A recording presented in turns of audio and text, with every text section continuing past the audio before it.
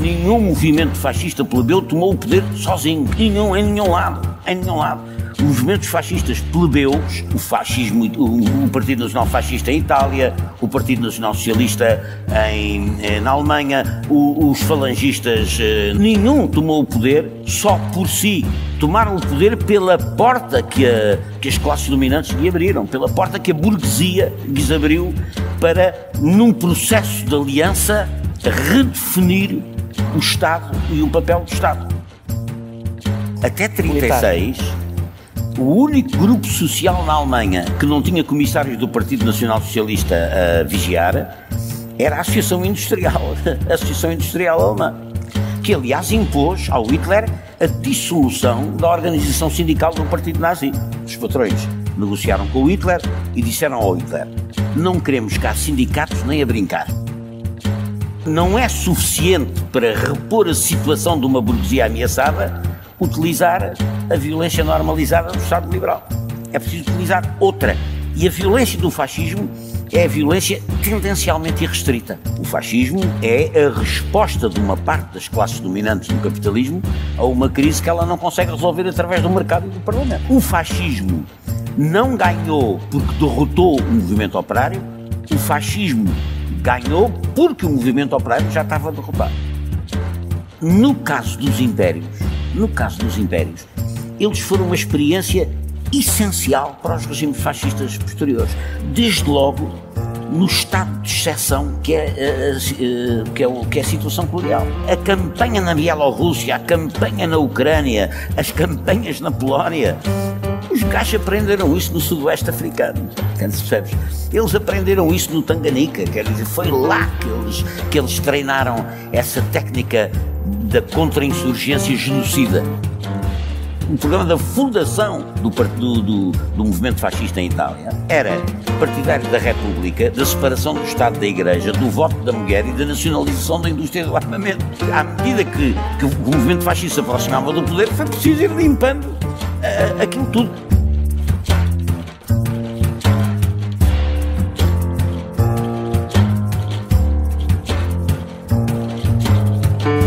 É mais do que uma entrevista, é menos do que um debate. É uma conversa com um contraditório em que, no fim, é mesmo a opinião do convidado que interessa. É um debate em que eu perco sempre. Perguntar Não Ofende é o podcast semanal assinado por mim, Daniel Oliveira, o que não faz chorar. Quase sempre sobre política, às vezes sobre coisas realmente interessantes. Ouça e subscreva em qualquer aplicação iOS, Android, Mixcloud ou no SoundCloud. Vá a patreon.com/perguntar não ofende, conheça as vantagens de ser patrono e apoie financeiramente a produção deste projeto independente.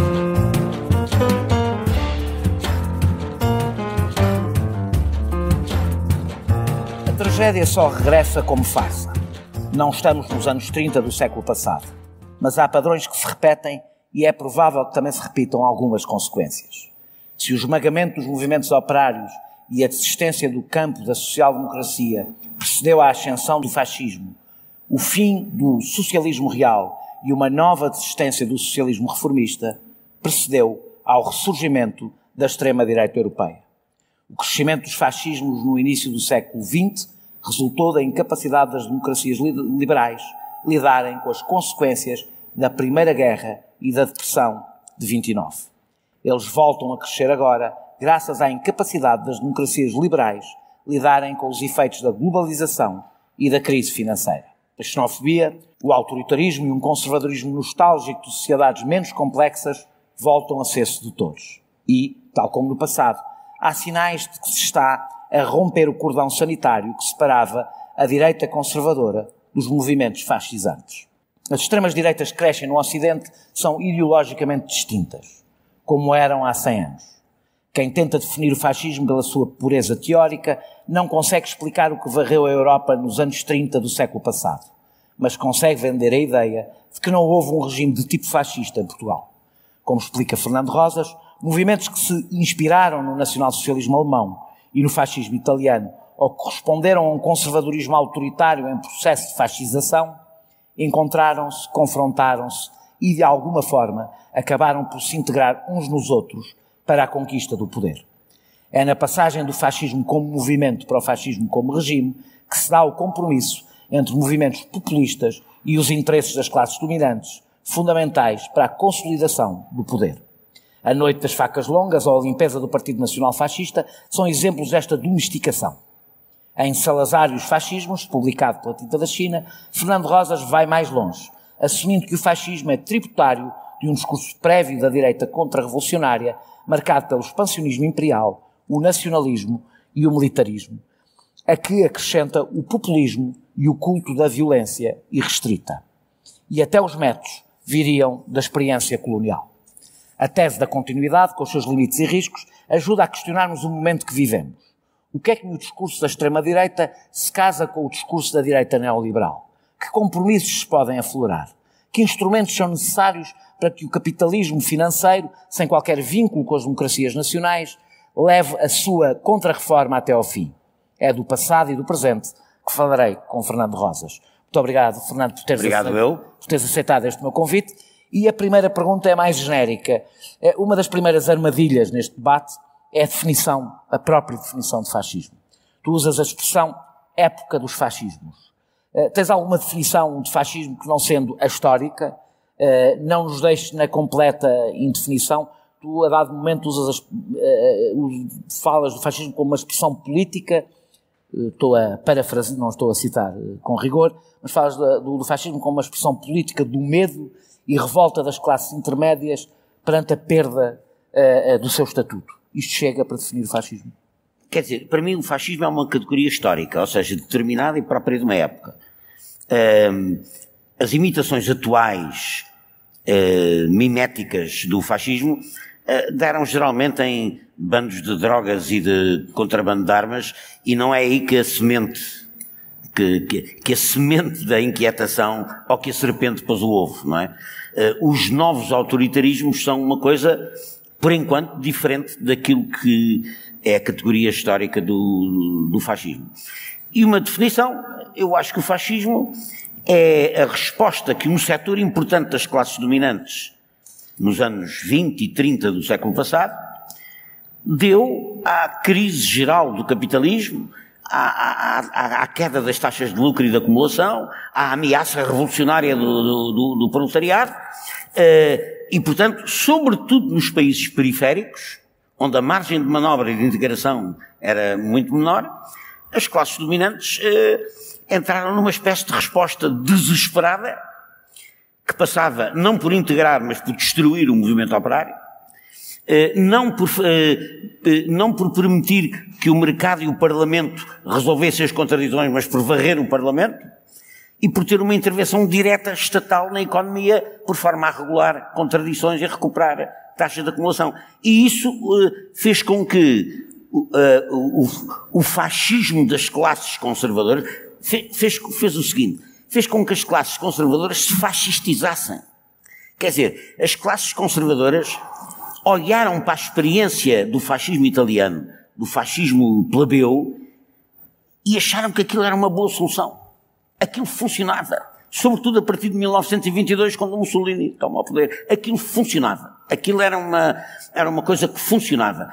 E se tu analisares o que era nas direitas europeias do início dos anos 30 ou no fim dos anos 20, a popularidade do Mussolini era total. Quer dizer, o Mussolini era o paradigma, era o padrão.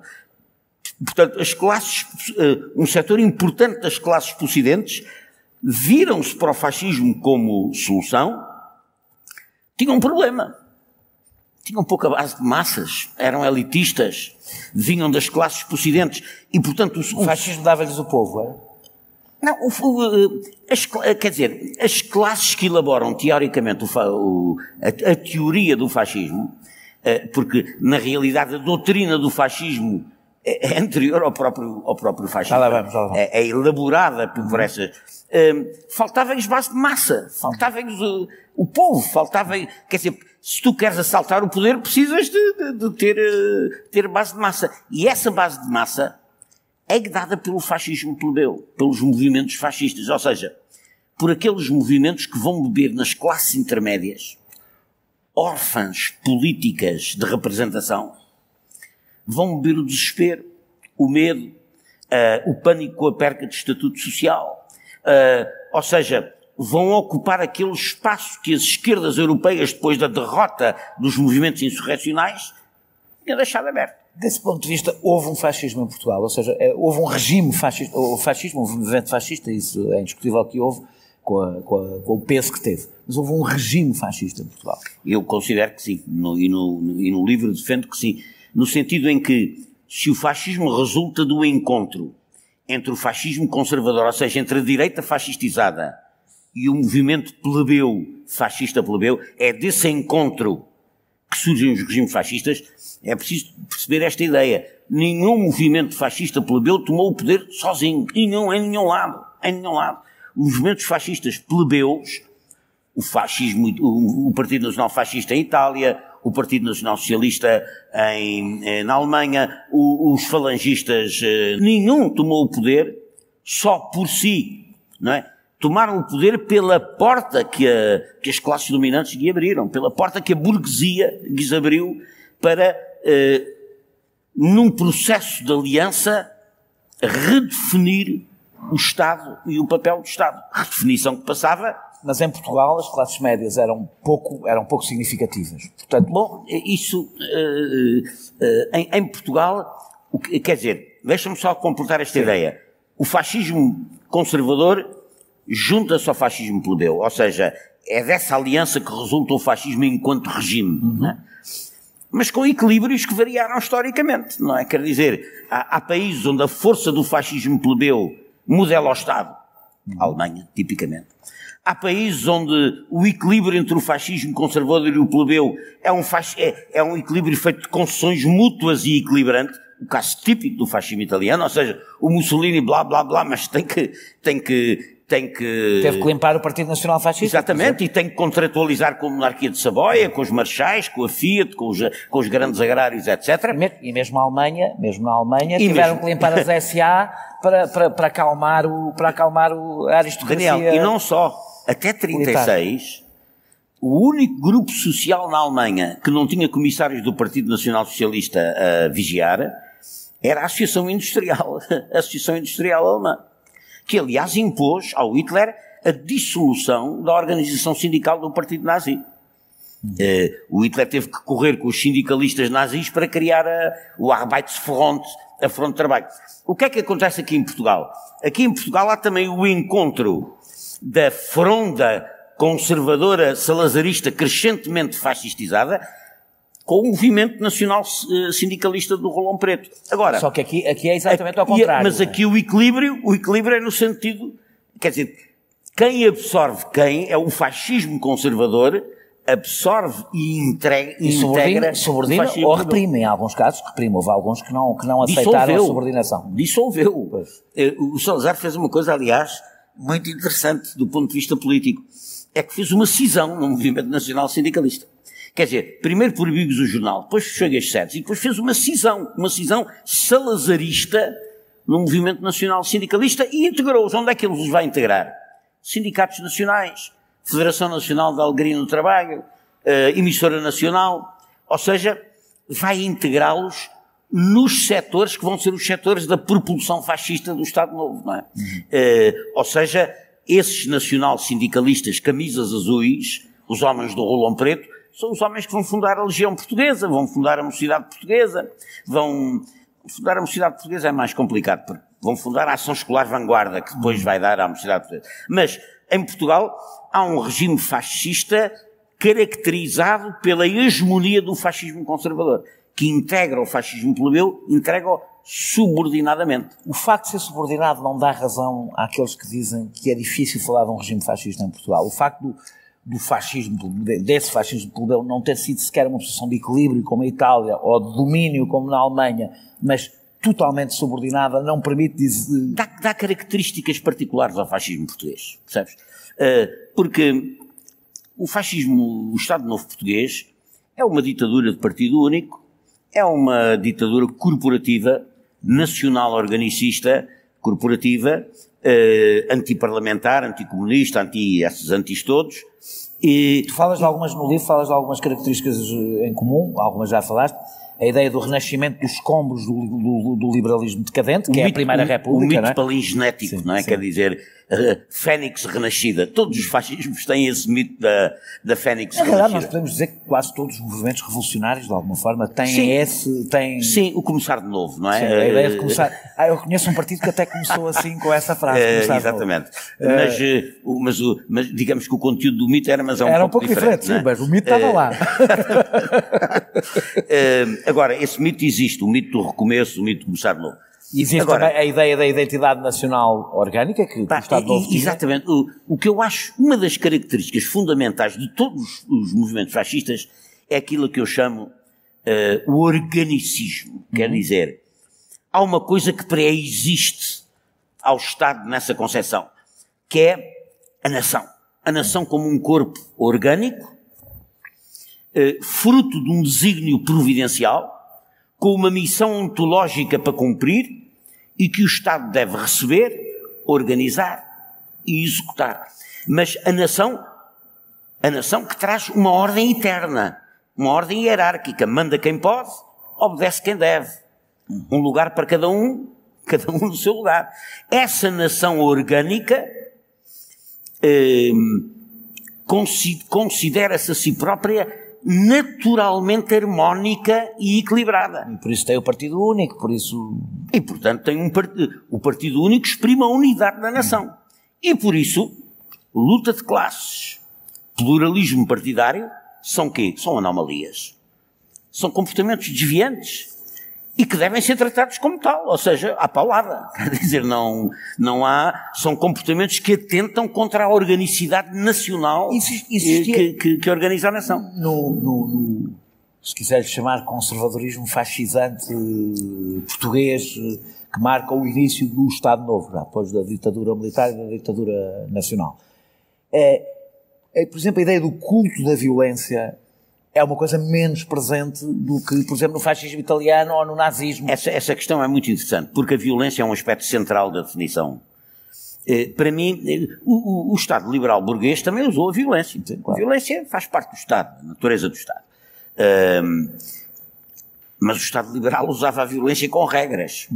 E é por isso que a burguesia liberal, quando chega ao momento de acabar com a ameaça do movimento operário, precisa de outro tipo de violência. Ou seja, não é suficiente para repor a situação de uma burguesia ameaçada utilizar a violência normalizada do Estado liberal. É preciso utilizar outra. E a violência do fascismo é a violência tendencialmente irrestrita. Ou seja, toda a violência necessária para atingir os fins. E isso pode-se dizer, por exemplo, em relação à fase inicial do Estado Novo? Isso pode-se dizer absolutamente sobre o Estado Novo. Quando eu digo isso, que não se possa dizer sobre qualquer ditadura, ou seja... O assunto, aliás, é alvo de polémica, mas repara, os autores que defendem esse ponto de vista dizem assim: o Salazar dizia que o Estado Novo era limitado pela moral e pelo direito. E isso demonstra que ele era heterolimitado, tinha limites. Pelo menos do ponto de vista teórico. Sim, mas não era heterolimitado, porque a moral era a moral do regime, era o regime que definia a sua própria moral, que a seguia, que a aceitava e seguia. E o direito era o direito que ele produzia ditatorialmente. Mas isso acontece em todos os regimes, não é? Não, todas as ditaduras. Que ele produzia ditatorialmente. Eu percebo, mas isso acontece. Eu estava a tentar ver se na relação com a violência há uma distinção entre o fascismo e o resto das ditaduras em Portugal. Sim, porque a ditadura do fascismo não é limitada a não ser pela vontade política do regime.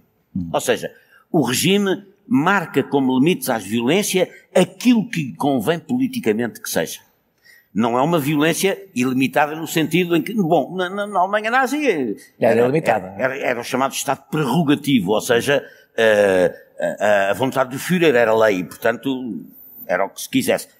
Mas mesmo essa violência tem os limites impostos pela tática, pelas alianças, pela correlação de forças, sobretudo, não é? E no caso do salazarismo, o Salazar faz um discurso muito interessante, quando mesmo nas vésperas de tomar posse como primeiro-ministro, 28 de maio de 1932, em que ele diz: não, eu compreendo o que o Mussolini diz da violência, a violência é uma necessidade, mas nós temos que ser prudentes com a violência, porque se isto se desencadeia para aqui uma violência sem controle, peço desculpa da repetição, perdemos o controle da situação. Ou seja, o Estado Novo admitia os limites à violência que o Estado considerava que eram convenientes para a sua sobrevivência. Mas nunca admitiu uma heterofiscalização ou limitação da violência.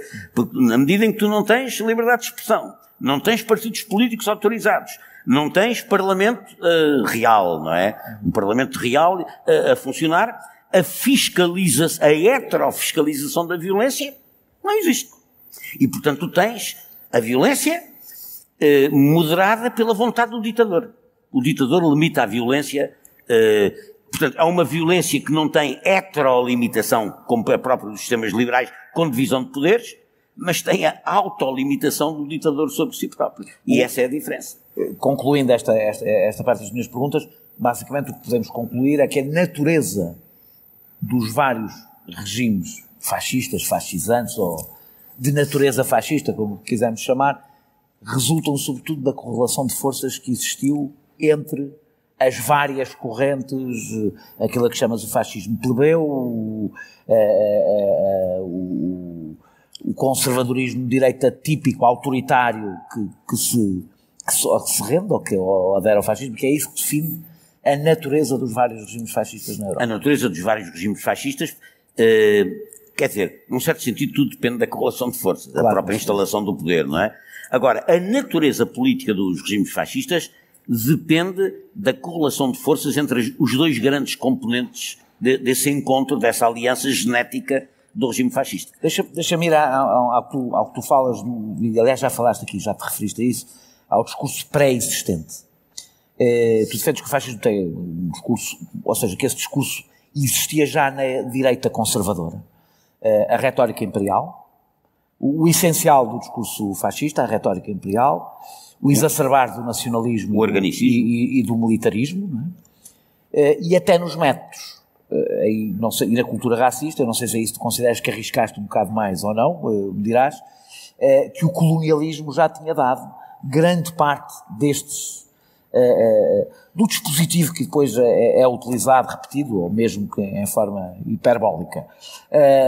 Isto quer dizer que o fascismo foi apenas o endurecimento dos métodos já utilizados com o mesmo fim e que não há uma ruptura? Não, eu acho que o fascismo é uma mudança qualitativa de regime, não é? O fascismo não se limita a ser unicamente uma democracia musculada, não é? O fascismo é um novo regime, um regime de ruptura com o sistema liberal. Uma resposta autoritária de tipo novo ao regime liberal. Agora, o que eu digo é que a ideologia que vai ser recebida pelo regime fascista, enquanto produção teórica, está criada antes da existência dos próprios regimes fascistas e aliás, ajuda-os a consolidar-se no poder. Ou seja, se tu analisares em Portugal, por exemplo, o discurso do integralismo lusitano, ou o discurso da doutrina social cristã, não é? Nacionalista, corporativa, antiparlamentar, autoritária, ou seja, os aspectos essenciais daquilo que vai ser a ideologia, o cimento ideológico do fascismo, está criado como doutrina. Está criado como doutrina. Os movimentos fascistas plebeus não inovam doutrinariamente coisa nenhuma. Inovam na metodologia. A violência, a chefia carismática, o novo tipo de chefe, a chefia carismática, a propaganda, o discurso, ou seja, o fascismo plebeu inova nos aspectos metodológicos e de mobilização política, mas a doutrina recebe-a da direita conservadora. Sobre os métodos, tu desenvolves no livro, e achei com algum interesse, ou seja, o Franco, vários dos líderes fascistas vêm até de experiências militares coloniais, não é? Portanto, a ideia de que aprenderam, a parte da metodologia aprenderam na própria... Mas sabes que eu próprio descobri isso tardiamente, percebes? Nós criámos por razões de ordem vária, mesmo no campo da cultura, criámos a ideia de que fazer história sobre a metrópole se podia fazer considerando o passado colonial e o passado do Império como uma coisa à parte. como uma coisa à parte, isso foi um grande erro da historiografia. Quer dizer, esvaziar a percepção da história metropolitana da realidade do Império. Ora, no caso dos impérios, eles foram uma experiência essencial para os regimes fascistas posteriores, porque muita da metodologia, quer dizer, desde logo, no estado de exceção que é a situação colonial. Na situação colonial... O estado de exceção permanente, não é? Exatamente, o estado de exceção permanente. Ou seja, nenhum regime colonial é uma democracia parlamentar. Quer dizer, se tu tens uma minoria branca que está ali para explorar a esmagadora maioria da população... Incluindo quando a metrópole é uma democracia liberal, como no caso do Reino Unido, não é? Exatamente. A Inglaterra manteve a sua democracia liberal. A França, a Bélgica, a Holanda eram democracias liberais. E, no entanto... Não há colonialismo democrático. Não há colonialismo democrático. Essa ideia é muito importante, porque treinou os Estados num tipo de regime prerrogativo, autoritário, de opressão da maioria pela minoria. Essa técnica de opressão, de repressão e de contra-insurgência, quando ela surge, brutal, isso quer dizer, a campanha na Bielorrússia, a campanha na Ucrânia, as campanhas na Polónia, os gajos aprenderam isso no sudoeste africano, percebes? Eles aprenderam isso no Tanganica, quer dizer, foi lá que eles treinaram essa técnica da contra-insurgência genocida, digamos assim. E mesmo a parte do racismo tem aqui também. E claro, agora, tu há bocado falaste, e deixa-me só dizer isto, há um autor que eu prezo muito que se chama Enzo Traverso, que é um autor franco-italiano, que escreveu um livro luminoso sobre a Guerra Civil Europeia, em que ele faz o cálculo da percentagem da população que as potências coloniais exterminaram para se instalar. E esse cálculo é um cálculo terrificante. No Sudão, os ingleses mataram 30% da população, percebes? Ou seja, faz quase da Segunda Guerra uma coisa... Claro, menor, ou seja, pelo menos há elementos de continuidade. Sim. Há elementos de continuidade. E da parte do nazismo, eles treinaram-se no Tanganica e no Sudoeste africano. Isso é óbvio. Generais, técnica de contra-insurgência, etc. E, naturalmente, a questão do racismo. A questão do racismo, no entanto, para mim, não é uma questão essencialmente identificadora do fascismo. Eu acho que o que identifica doutrinariamente o fascismo é a ideia organicista, ou seja, um ente que pode ser um ente nacional ou um ente étnico que marca um destino à nação. Por exemplo, enquanto que aqui era a nação dos nautas, santos e cavaleiros, que o Estado Novo havia de cumprir e executar, na Alemanha não era. Na Alemanha era a raça ariana. Ou seja, era um grupo racial. Até porque não tinha um passado imperial que desse para aquilo, não é? Era a raça, ou seja, é um grupo étnico que se atribui a si próprio uma missão superior, uma missão histórica, providencial superior, e que tem como missão oprimir as raças inferiores. A Ernstvolk, a raça dos senhores, tem como missão histórica oprimir os Untermenschen, ou seja, os subhumanos, que estão historicamente destinados a servir a raça dos senhores. E esse tipo de situação étnica, ou seja, e articular tudo numa discriminação racial, isso não existiu em todos os fascismos. E mesmo no fascismo italiano existiu por pressão alemã, não é? Agora, na Europa Central, e não só na Alemanha, tu vais à Alemanha, vais à Polónia, vais à Hungria, vais à Roménia, o racismo antissemita o racismo antijudaico era absolutamente generalizado. O racismo antijudaico tem raízes profundas e antigas. E cá também teve. Quer dizer, cá a perseguição aos judeus começou em 1500, não é? Quando o Dom Manuel, por pressão dos reis católicos em Espanha, resolve decretar a caça aos judeus, não é?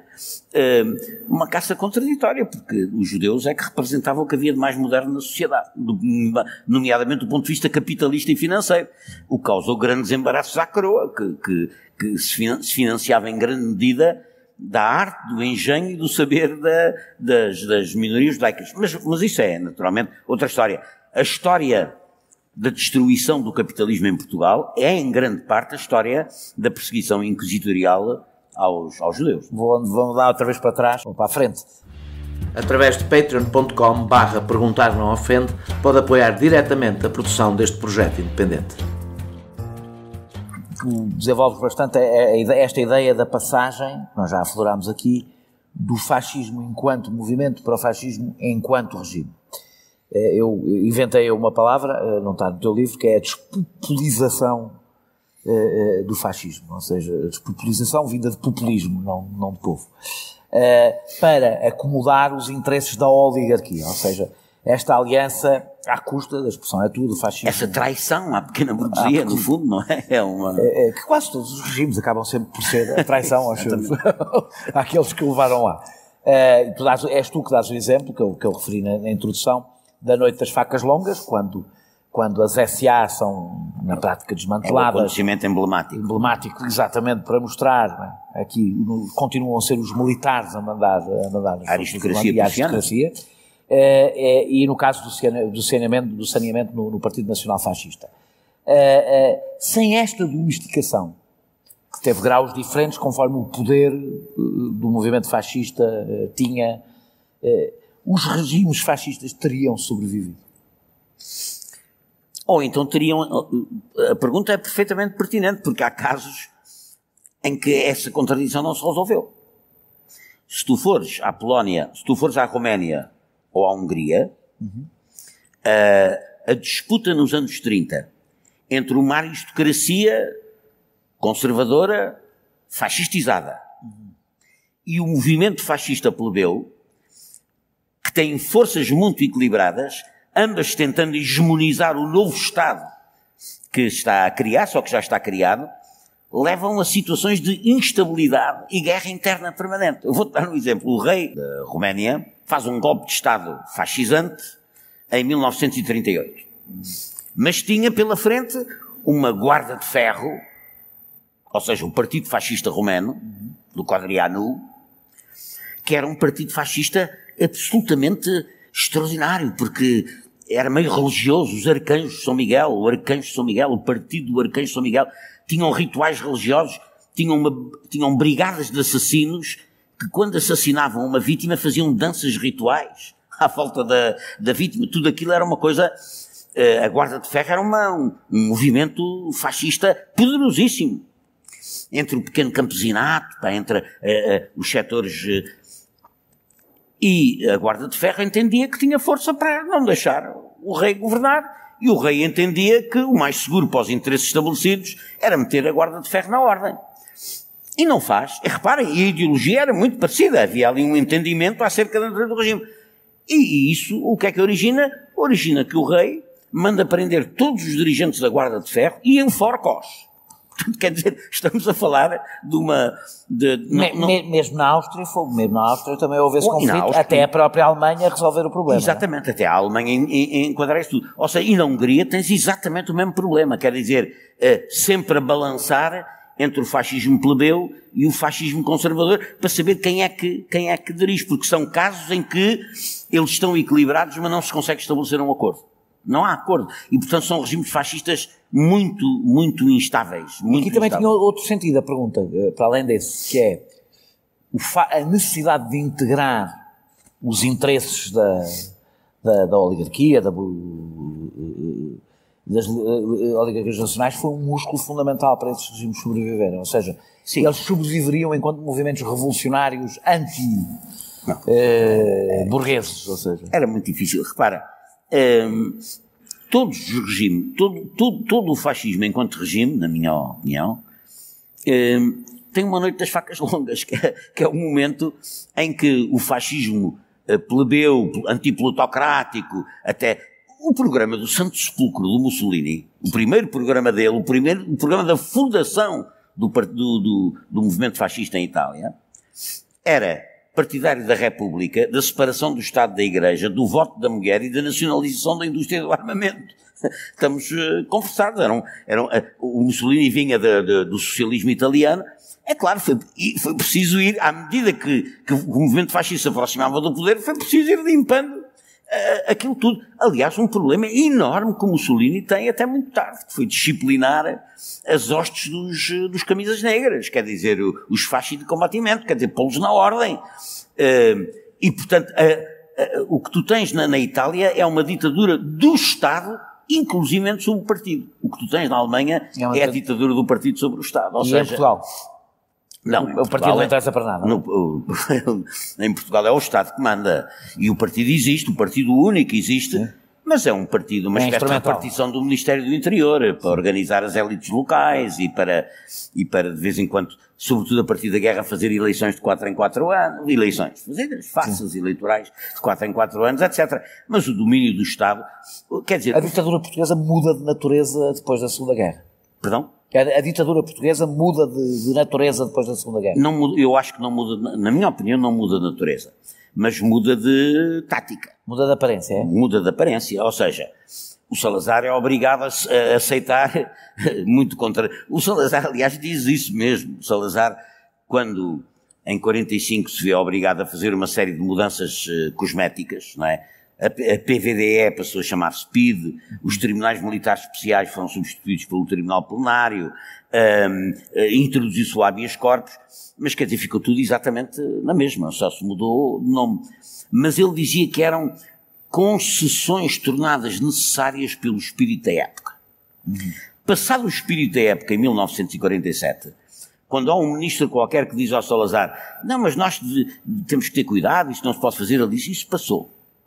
Essa época passou. Podemos voltar a ser como somos. E, portanto, há coisas que ele não pôde abandonar. Ou seja, a autorização para de 4 em 4 anos uns senhores que a si próprios se dizem da oposição, como ele dizia, poderem aparecer e haver uma liberdade suficiente, como ele dizia também, para eles poderem dizer umas coisas, isso ficou. Mas a natureza profunda do regime não se mudou. Partido único, censura prévia, polícia política... O que aconteceu foi que aquilo era um fascismo cansado. Quer dizer, era um fascismo esgotado. O fascismo tinha perdido a guerra. Eles tinham conseguido sobreviver, em grande parte porque o país se manteve neutral no fim da guerra. O Salazar manobrou bem, manobrou com inteligência para assegurar a sobrevivência do regime. Mas é um fascismo que perdeu o vigor. Eu lembro muito bem desse fascismo na minha escola, sabes? Que era a Mocidade Portuguesa. A bufa, como nós chamávamos, era a bufa, não é? Tínhamos todas as semanas, às quartas e aos sábados, instrução obrigatória. E então, lá vinham os miúdos fazer as formações, saudação romana, etc. E o meu pai dizia assim, diz lá a esses senhores, era obrigatório comprar a farda. E o meu pai dizia, vais dizer a esses senhores que não tens dinheiro para comprar a farda. E eu chegava lá, eu era miúdo, não é? Tinha 10 anos, olha... E dizia, o meu pai diz que não tem dinheiro para comprar a farda. E aquilo era logo uma grande... Mas era assim, quer dizer, o fascismo estava cansado de si próprio, quer dizer, aquilo já era uma decadência organizada. O que é fantástico em Portugal de verificar, no que toca à juventude, é que, por exemplo, uma organização como a Mocidade Portuguesa, quando os estudantes a partir de 56 começam a constituir-se como corpo de contestação do regime, movimento estudantil, a Mocidade Portuguesa não tem o mais pequeno papel. A organização que eles tinham acarinhado para ser a organização de enquadramento da juventude desaparece totalmente. A Mocidade Portuguesa na universidade era uma coisa que organizava andar a cavalo e fazer espeleologia, não é? E portanto era uma espécie é o que fazem as associações de estudantes, de la Méditerranée, não é? Uma coisa é assim. o que fazem as associações de estudantes hoje em dia, não é? Na realidade é mais ou menos a mesma coisa. Exatamente. Mas tinham sido criadas com uma grande... Isso é o fascismo português do pós-guerra. É um salazarismo cansado, ou seja, sem alma para mudar as almas de quem quer que fosse. Deixa-me voltar aos anos 30 e fora de Portugal. Tu defendes no livro que o fascismo não nasce para reprimir o movimento operário, nasce da derrota do movimento operário e até de experiências governativas de esquerda, como em França, como em Espanha. Isso não choca com a ideia do fascismo como continuação do capitalismo por outros meios, esta ideia? O fascismo não veio preencher um vazio deixado pelo espaço anticapitalista? É porque as duas ideias são bastante opostas uma à outra, não é? A formulação que tu fizeste é quase certa, mas não é exata. Ou seja, quem derrota a ofensiva revolucionária do movimento operário, que vem na vaga da Revolução Russa a partir de 1917, não é o fascismo. São os exércitos da burguesia, são os Estados liberais, são... Na Alemanha é a social-democracia. A social-democracia. Portanto, não... agora, o fascismo surge no espaço aberto por essa derrota. O Otto Bauer tem uma frase muito... O Otto Bauer era um socialista austríaco, um homem muito interessante, que tem uma frase que eu cito aí no livro, que é que ele diz: quando o fascismo veio, a derrota já estava consumada. Quer dizer, nós já tínhamos perdido o essencial. Aliás, o fascismo não ganhou porque derrotou o movimento operário, o fascismo ganhou porque o movimento operário já estava derrotado. Ou seja, tinha sido derrotado pela primeira... Portanto, a sua função não foi endurecer a repressão sobre o movimento operário. Foi. Porque, já estava derrotado. Naturalmente, eles aproveitam essa circunstância para acabar violentamente com o movimento operário organizado. Por dentro. Ou seja, liquidar os sindicatos, o sindicalismo livre, proibir o direito à greve, impor aos trabalhadores a organização corporativa ou similar. Também aí há muita variedade nos fascismos. Mas tu achas esta ideia de que o fascismo é a continuação do capitalismo por outros meios, ou achas que é excessivo? Não, claro. O fascismo é a continuação do capitalismo por outros meios. Ou seja, o fascismo é a resposta de uma parte das classes dominantes no capitalismo a uma crise que ela não consegue resolver através do mercado e do Parlamento. Mas ela dá alguma, tu até referes isso no livro, alguma segurança laboral e salarial, sim, pelo menos na sua fase inicial, na generalidade dos países fascistas, depois da crise, ou seja, não é só a burguesia que olha e diz aquilo resulta. São os próprios trabalhadores que olham para a Itália, para outras experiências, e dizem que aquilo resulta. Sim, é verdade. Ou seja, tu desorganizas o movimento operário e sindical, proíbes os sindicatos, proíbes as greves, mas o regime depois dá-te uma compensação. Ou seja, no caso alemão, que é o caso clássico mais conhecido, dá-te quase não é bem o pleno emprego, mas dá-te, porque... E isto saindo de uma crise brutal, põe a funcionar as obras públicas, põe a funcionar, ou seja, é o Keynes, no fundo, quer dizer, a política económica alemã tem muito a ver com o Keynes, quer dizer, o que o Hitler faz o Hitler, quando chega ao poder, há 40% da mão de obra está desempregada, 40%, quase metade do país não trabalha. E o que ele faz é política de obras públicas, reimposição do serviço militar obrigatório, que na Alemanha são logo uma data de milhões que vão para a tropa. E portanto tem comida, tem salário, tem... E a breve prazo, não foi logo a seguir, mas a breve trecho, relançamento da indústria de guerra. É verdade. Na Alemanha houve manteiga e canhões. Até muito tarde. A Alemanha só entra na guerra total em 1943, quando a guerra começa a virar. Até aí houve manteiga e canhões, porque, claro, era um capitalismo altamente desenvolvido, completamente mobilizado para o esforço de guerra, e, portanto, tu tinhas a população mobilizada para a guerra, tinhas a população mobilizada para as indústrias de guerra, tinhas a população mobilizada para as obras públicas, e portanto, tinhas, durante bastante tempo, uma população razoavelmente satisfeita. E no caso de Itália tens mesmo alguns direitos conseguidos, não é? Sim, porque a Itália resolveu o problema o problema da mão de obra, o problema da organização de trabalho na Alemanha foi resolvida inteiramente de acordo com os patrões. Os patrões negociaram com o Hitler e disseram ao Hitler: não queremos cá sindicatos nem a brincar. E, portanto, o que havia na Alemanha, o partido nazi... Mesmo os sindicatos nazis foram... O partido nazi dissolveu a sua organização sindical e criou uma coisa que se chamava a Arbeitsfront, a Frente do Trabalho.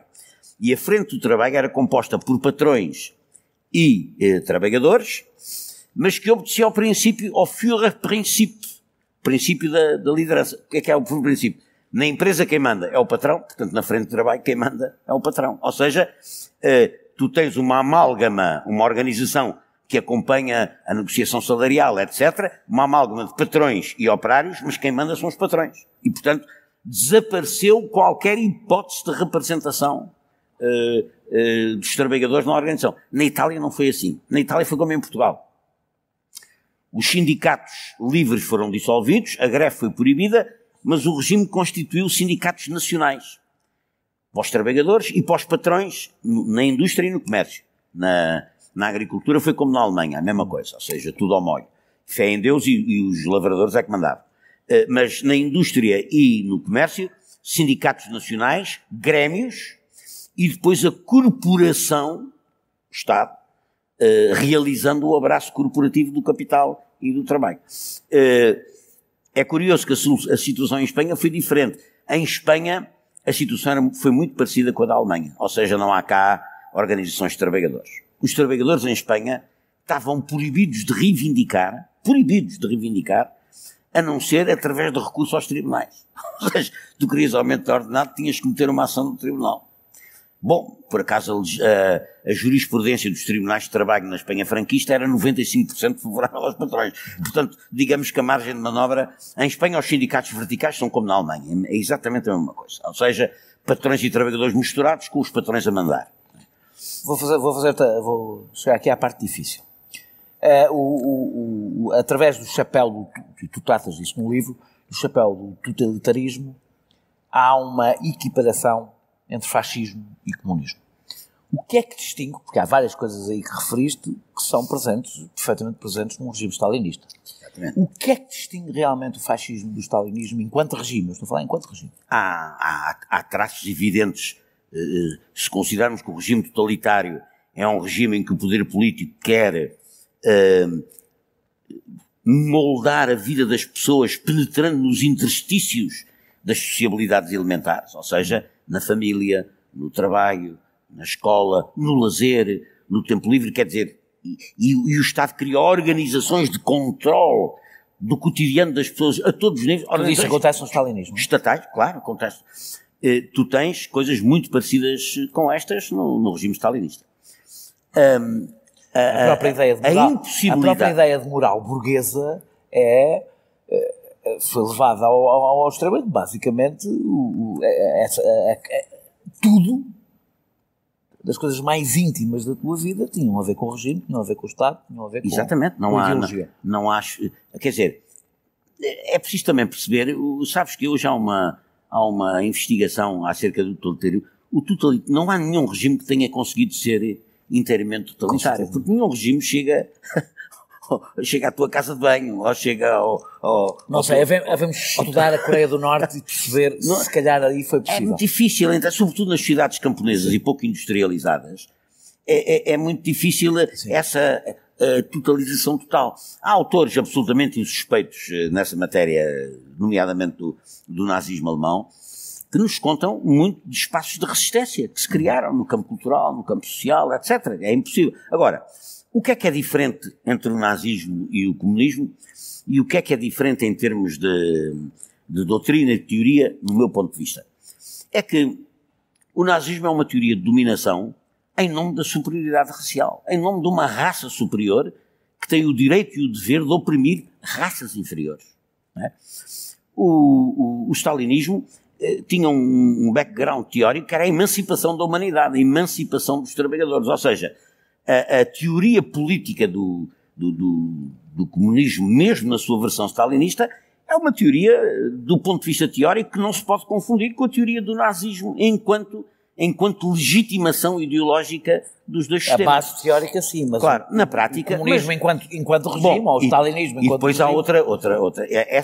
Do ponto de vista da legitimação teórica, não, é porque, repara, é muito importante falar da legitimação teórica, porque o que hoje uma parte da direita diz é que teoricamente eles são iguais, e não são. Quer dizer, teoricamente as duas são dois mundos diferentes. Agora, há outra diferença que é importante. É o Holocausto, não é? É a matança em massa. Na Ucrânia... É diferente. Não há nada... O Holocausto é uma coisa única. Ou seja, é a concepção, não é dos inimigos, é a concepção da destruição inteira de uma raça. No stalinismo, o Stalin andava à caça dos inimigos sociais, políticos, dos que se desviavam, etc, etc. E tens matanças muito grandes, isto não está fora de questão, e um horror, não é? Agora, no nazismo tens uma coisa que nunca se repetiu na história da humanidade, que é, tu resolves liquidar maciçamente homens, mulheres, crianças, velhos e novos, unicamente porque eles têm uma pertença étnica. Mais nada. Não tens nenhuma razão, a não ser eles serem judeus, ou serem ciganos.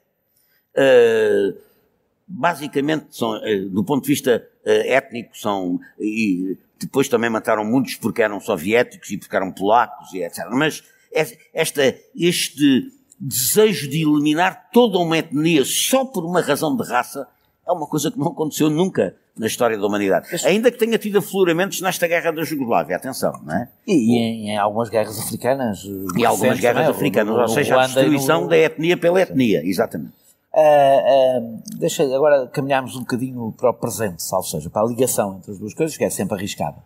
A ascensão do fascismo, eu disse na introdução, foi precedida por uma crise financeira, que depois, evidentemente, se manifesta numa crise política, Primeira Guerra, a rendição do liberalismo, a capacidade, eu estou a fazer uma lista que não é minha, é tua, capacidade das direitas de se unirem. Estas são as quatro pré-condições. As quatro pré-condições que tu defines. Deixando as consequências disto para a pergunta seguinte, queria só te perguntar se achas que estas quatro pré-condições se estão, de alguma forma, de forma diferente, a repetir hoje. Eu acho que, em certo sentido, estão. O que não quer dizer que os resultados sejam os mesmos. A gente já vai aos resultados, mas olhando para estas... Agora, essas pré-condições... primeiro, o pano de fundo é o mesmo. Uma grande crise do sistema capitalista, prolongada desde os anos 70, com os picos de 2008, 2009, marcada por uma grande incapacidade do sistema instalado de responder a ela, satisfatoriamente. Uma esquerda europeia muitíssimo ferida pela implosão do modelo soviético e pela impopularidade que as concepções marxistas, enquanto teorias emancipatórias, conheceram por virtude da restauração do capitalismo na União Soviética e, mais ainda, da restauração do capitalismo na China sob a direção do próprio Partido Comunista Chinês. A rendição dos intelectuais, que tem, como tu disseste há bocado, um equivalente funcional atual, que é a rendição da social-democracia e até de parte da direita tradicional ao neoliberalismo, quer dizer, deixá-lo passar. Não é só deixá-lo passar, tornar-se agentes de execução dessas medidas. E uma outra que está a verificar-se agora, que é, com a polarização da situação, a direita tradicional tenta sair da crise em que se encontra, aliando-se aos movimentos populistas. Tu achas que isso está a acontecer? Achas que essa... Ou seja, nós ainda não assistimos a um conservadorismo autoritário fascisante, não é? Ainda não é isso. Não, ainda não é isso. Isso que podem caminhar para aí? Isso que já não será, porque, repara, o que pode vir aí em termos de direita autoritária há de ser sempre diferente do fascismo. Por duas razões. Primeiro, porque não há uma ameaça revolucionária, como tinha havido uma revolução russa a lançar uma onda vermelha sobre a Europa, e portanto isso não há. Não é? E isso é um condicionante muito importante. E segundo, porque há outra coisa que eu acho que normalmente se subestima, que é a memória. Ou seja, as pessoas... Também havia. Do fascismo? Não, do fascismo não havia. Mas... Pois, a memória do fascismo. Tu achas que isso... Olhando, por exemplo... Acho que tem mais importância do que normalmente. Olhando para o Brasil, a ditadura brasileira foi há muito pouco tempo. Sim, foi há menos tempo que a nossa. Acabou há menos tempo que a nossa. Sim, a ditadura militar. A ditadura militar. Não parece ter tido grande efeito. Há várias razões que se podem... Desde logo porque nunca se ajustou contas com a ditadura militar no Brasil e, portanto... Como tu sabes... Aquilo continuou. Tu sabes, foram muito poucos os países que ajustaram contas com as suas ditaduras. Portugal é quase uma exceção. Olhas para a Espanha, Na América Latina ajustou-se contas no Chile, ajustou-se contas na Argentina. E pronto. E foram julgados, condenados, mas isso foram os casos mais terríveis, onde se matou mais gente foi na Argentina. Para a Europa, mesmo na Europa. E no Chile. Agora...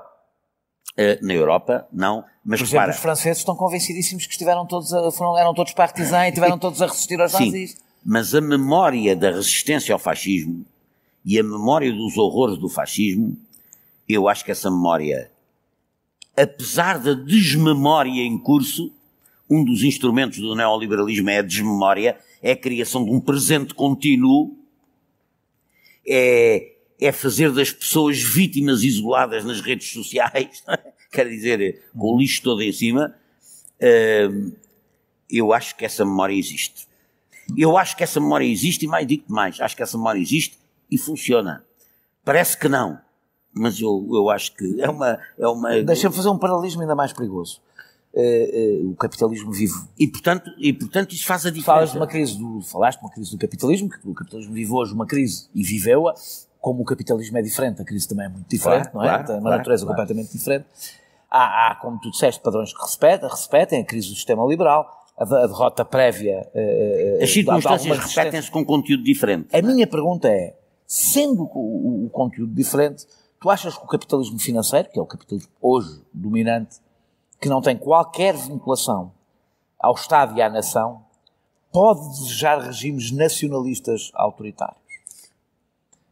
Pois, ou seja, se a aliança que assistimos é possível. A tua questão é inteiramente pertinente, ou seja, nós estamos perante uma ameaça que não existia nos anos 30, que é de um capitalismo que aposta para a sua restauração financeira não no investimento produtivo, mas na especulação financeira, e cujos mecanismos, com a liberdade de movimento de capitais e a desregulação do mercado de capitais, cujos mecanismos são exteriores à própria lógica de funcionamento dos Estados.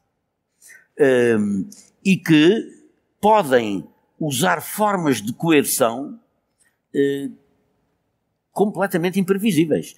Por exemplo, o que está a passar hoje dos Estados Unidos em relação, por exemplo, ao Irão, é uma coisa espantosa, porque o Irão tem um acordo de desnuclearização com os Estados Unidos que saíram, com a Inglaterra, com a Rússia, com a França.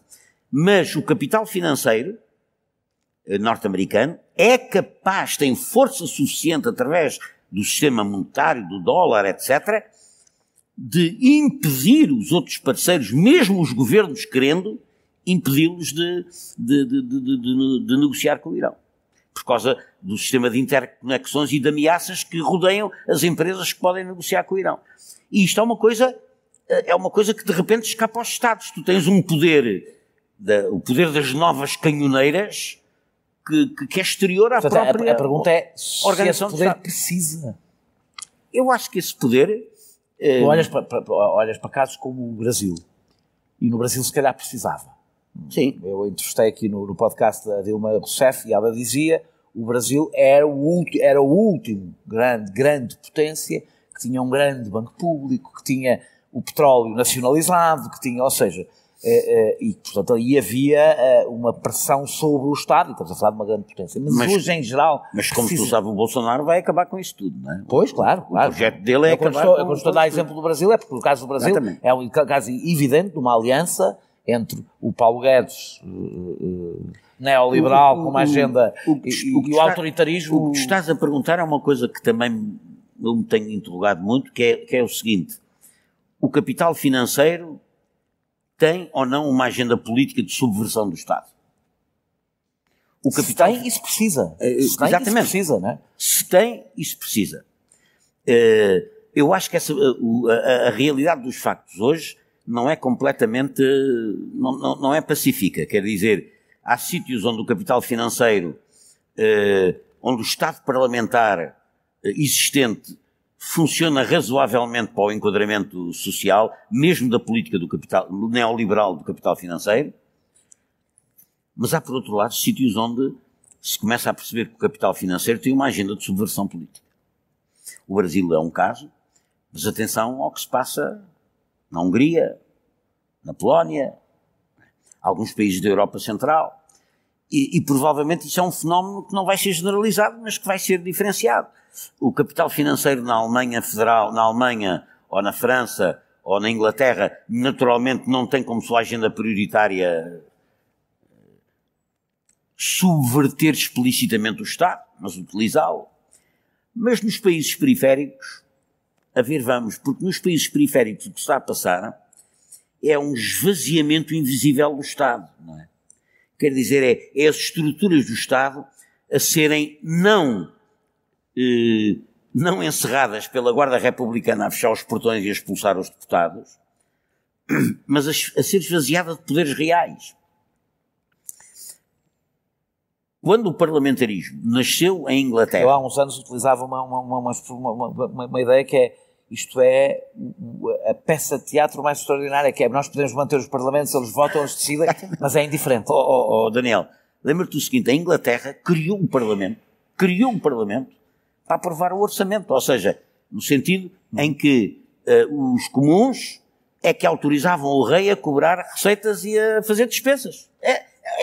O Parlamento nasceu, na Europa o Parlamento nasceu disso. E a Revolução Americana também nasceu da exatamente da recusa Sim. E hoje o que tu tens é que os parlamentos dos países europeus, antes, quando são aprovados aqui no Parlamento Nacional, já foram devidamente aprovados e rasurados e censurados por uma comissão de burocratas que ninguém elegeu e que ninguém fiscaliza. E este esvaziamento das instituições é uma forma de subversão das instituições, porque invisivelmente tu, de repente, tens um poder político que existe como forma. Deixa-me fazer-te uma última pergunta, mas não como conteúdo. E acho que ainda vou conseguir passar para três perguntas do público. Não há o risco de seres acusado da tua análise ser excessivamente marxista quando falas dos anos 30, ou seja, na análise que fazes dos anos 30? Eu não sei o que é uma análise excessivamente marxista. A minha análise é marxista. É marxista. Não é? Quando eu digo é mecanicamente marxista. Que não é tributária das novas... Não, é tributária de muitas coisas novas, mas não das antimarxistas, não é? Não das... como historiador, eu fui sempre um historiador que tive digamos, uma grelha de análise fundamentada no marxismo, e acho que o marxismo responde bem aos problemas da nossa época, com todos os contributos que hoje o marxismo também já não é o mesmo que no tempo da outra senhora. Hoje há o marxismo, há o neomarxismo, há o estruturalismo, o pós-estruturalismo, quer dizer, e não tenho nenhuma ideia de um materialismo mecanicista em que de repente a base económica produz tudo o que é ideologia. Acho que as coisas são muito mais complicadas do que isso. O meu livro é um livro complexo nesse sentido, mas é um livro que parte de uma grelha marxista de análise. Não é excessivamente, Aceito, se quiserem nos fazer 3 perguntas. Até que ser com o microfone. João Gabriel Caia. A minha pergunta vai neste sentido. Na última semana foi notícia um manual de preparação para alunos do 5º e 6º ano que adjetivava como amigáveis e pacíficas as relações que Portugal manteve com os povos autóctones dos territórios que colonizou. A minha pergunta é: porquê é que esta noção, os delegados desta noção do Portugal de Minha Timor ainda continuam bastante presentes e a construir memória no espaço que está fora da historiografia e no espaço convencional, no espaço público? O colonialismo como cultura foi uma coisa que impregnou profundamente a sociedade portuguesa. Uma sociedade, mesmo em termos de base social, de popularidade das ideias coloniais, o colonialismo era popular, era concebido como uma solução possível para o futuro do país, para o seu engrandecimento, etc. E a mistificação da natureza essencialmente violenta e exploratória do colonialismo foi longamente ocultada sob vários artifícios. Durante muito tempo sob o artifício de uma raça superior, até à Segunda Guerra Mundial, uma raça superior que ia educar a raça inferior e trazê-la através do trabalho à luz da civilização e da fé.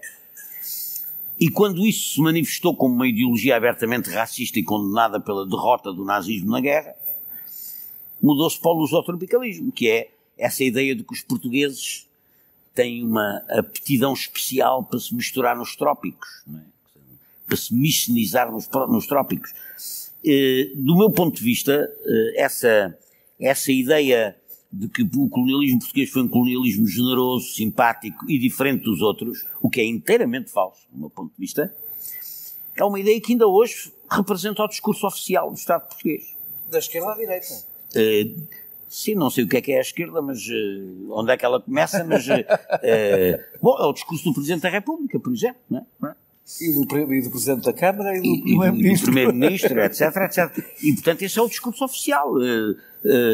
E, nesse sentido, é um debate inteiramente em aberto, está claro. O colonialismo português foi exatamente igual ao colonialismo holandês, ao francês, ao inglês, com mudanças, com alterações de estilo, etc., mas na sua natureza profunda, a essência do sistema colonial é a violência e a discriminação. E foi isso que ele foi. Boa noite, o meu nome é Eduardo Carrasquinho. Este fim de semana saiu no Expresso uma reportagem em relação ao Steve Bannon, que foi bastante importante para a eleição do Trump e que neste momento se encontra em Itália e também teve um papel fulcral para a realização deste governo agora do Salvini. Ele, pelo menos nesta reportagem, era dito que existia uma forte presença dos novos meios de comunicação, nomeadamente do Facebook, na propagação de ideias e de ideias com um índole autoritário e que roça neste momento o fascismo. Portanto, eu queria saber qual é que era a sua opinião relativamente ao facto de neste momento existirem certos mecanismos que nunca existiram até então e também o facto destes movimentos autoritários serem aqueles que se aperceberam da potencialidade que esses mecanismos tinham e da forma como esses mecanismos, nomeadamente o Facebook, conseguem ter um verdadeiro impacto na propagação dessas ideias e o que é que isto pode dizer do futuro da política e se a política será, neste momento, através de um computador ou se a política irá perder toda a humanidade que tinha até então. Obrigado. Ao que eu acrescento, isto tem importância para aquilo que tu disseste há pouco sobre a importância da memória. É que eu não sei se tu não estás a desprezar a relevância. Tu não és a pessoa que costuma usar mais as redes sociais que eu conheço. Não é? Há pessoas que eu conheço que usam mais do que tu. Se não estarás a desprezar a importância que as redes sociais têm na reconstrução absoluta, se conseguem reconstruir a realidade presente, imagina a reconstrução da memória do passado.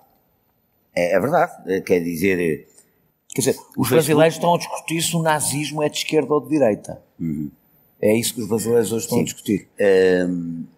O Facebook pode ter esse efeito se no seu próprio terreno se não se opuser uma luta de ideias. Ou seja, o problema é que as esquerdas têm que lutar também para esse campo. Não, para o campo do Facebook, para o campo das redes informáticas. Quer dizer, não se pode abandonar isso ao Steve Bannon e aos seus amigos, não é? É claro, isso é uma arma poderosíssima que a esquerda não estava de todo preparada para usar. O que eu penso é que vai ter que usá-la. Vai ter que aprender a usá-la também, vai ter que aprender a usá-la. Porque eu acho que isso é a ameaça, estou de acordo com isso, a ameaça mais forte é essa. Porque é um indivíduo sozinho, no meio de redes sociais que são oligopolizadas por empresas que facilitam e organizam as fake news através das redes informáticas, e isso é uma arma nova que teve grandes resultados na América do Trump, teve grandes resultados no Bolsonaro, e vamos a ver os resultados que tem aqui na Europa. Agora, o que eu acho é que quem se opõe a isso tem que ir para esse terreno também. Mais uma pergunta e é a última, temos que fechar. Sou a Carolina. Eu gostava de fazer-lhe uma pergunta relativamente à questão dos fascismos e os vários tipos que estávamos a falar. Portanto, o fascismo é naturalmente um regime baseado na questão do incitamento ao ódio contra alguém, contra um tipo, peço desculpa a expressão, de ser humano, não é? Se olharmos para o Estado alemão, era contra os judeus, não é? Por exemplo, o regime stalinista contra os que defendiam o regime capitalista.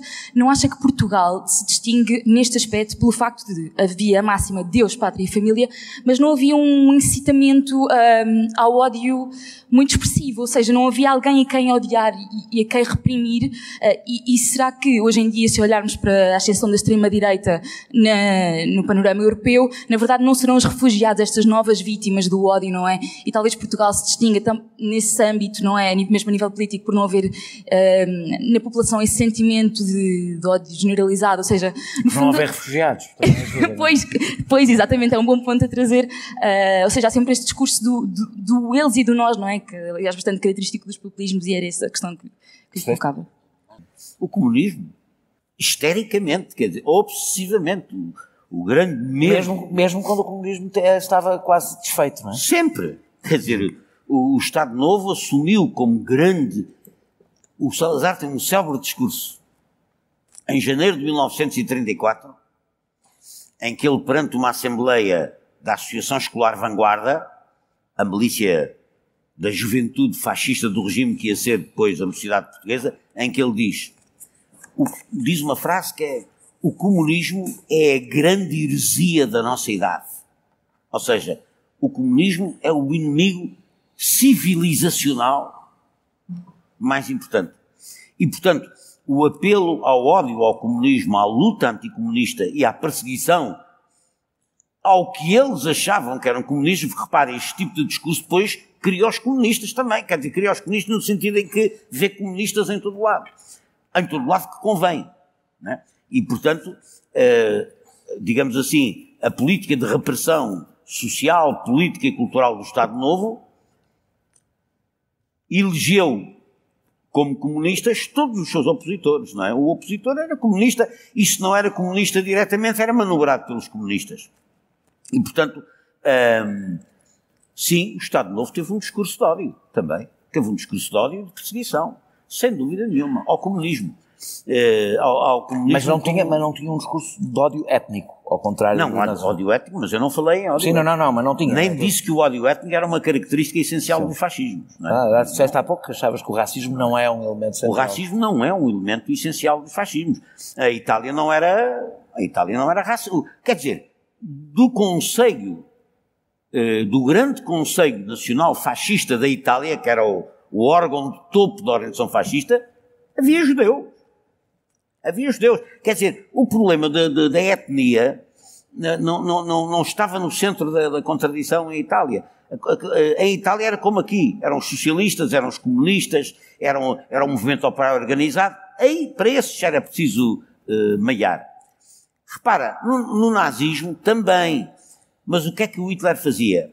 Equiparava no inimigo o comunista e o judeu. Era a mesma coisa. Era a mesma coisa. Ou seja, qual é o inimigo do nacionalsocialismo alemão? O judeu-bolchevismo. São todos os mesmos. Vejam lá, o Marx não era judeu, o Trotsky não era judeu. Bom, ainda por cima isto tinha um fundamento, sabes? É que na Europa Central, os partidos que mais defenderam os judeus dos pogroms, das perseguições étnicas, da discriminação anti-judaica, eram os partidos socialistas. Eram os partidos operários. Os partidos operários, socialistas, comunistas. E, portanto, esses partidos tinham nas suas direções um grande número de judeus. É verdade. Na Hungria, na Roménia, na Polónia, onde o antissemitismo era brutal e generalizado, não é? Os partidos comunistas, socialistas, operários, os partidos de esquerdas, vamos dizer assim, tinham nas suas direções muitos judeus, o que facilitava, e o partido alemão também, não é? E, portanto, os partidos alemães, o que facilitava no discurso nacional-socialista o inimigo judeu que conspirava contra a nação alemã e contra a raça dos senhores era simultaneamente judeu e comunista, porque no fundo era a mesma coisa. Até porque a conspiração judaica era a mesma coisa. A Internacional Comunista era judaica, e, portanto, tudo isso era... o que há no nazismo é uma equiparação político-ideológica e étnica ao mesmo tempo. Mas isto não era característica dos fascismos latinos, não era. Muito obrigado, Fernando, por teres aceitado este convite. Nós regressamos aqui no dia 24 de junho com um convidado a anunciar. Muito obrigado por terem vindo. Este podcast é produzido por João Martins, a música é de Mário Lajinha e a ilustração de Vera Tavares.